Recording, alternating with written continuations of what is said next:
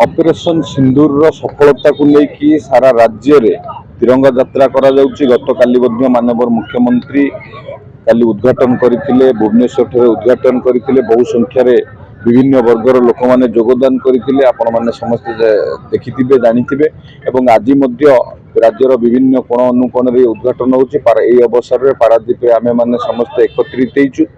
Operation सिंदूर जो आमर जो भारतीय संस्कृति अच्छी सिंदूर मर्यादा संकल्प माननीय प्रधानमंत्री नरेंद्र मोदी जी को रक्षा करिसेंती। जो भली भाव में आतंकवादी माने भारत रे पशिकी भारतीय मान को हत्या करिके धर्म पचारि हत्या करी एवं कहिसेंती आमे तम मान को बंचेकी रखिलु एथिपई जे मोदी की जाई कहिदबो आमे हत्या करिछु बिली जहा जहा कहिथिले।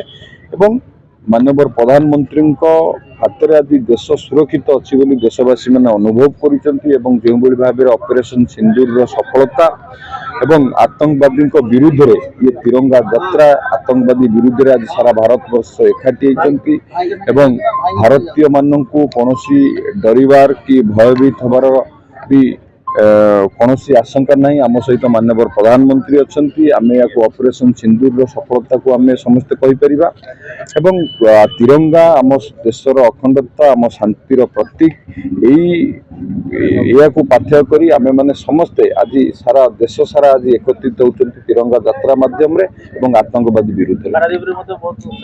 किंतु पारादीप आप देखु विभिन्न वर्गर लोक मैंने आज एकत्रित होती ऑपरेशन सिंदूर सफलता को लेकिन एवं ये जो इमोशन अच्छी आम देश आम पारादीप आज सब वर्गर लोक मैंने एकत्रित होती आतंकवादी विरुद्ध एवं ऑपरेशन सिंदूर सफलता।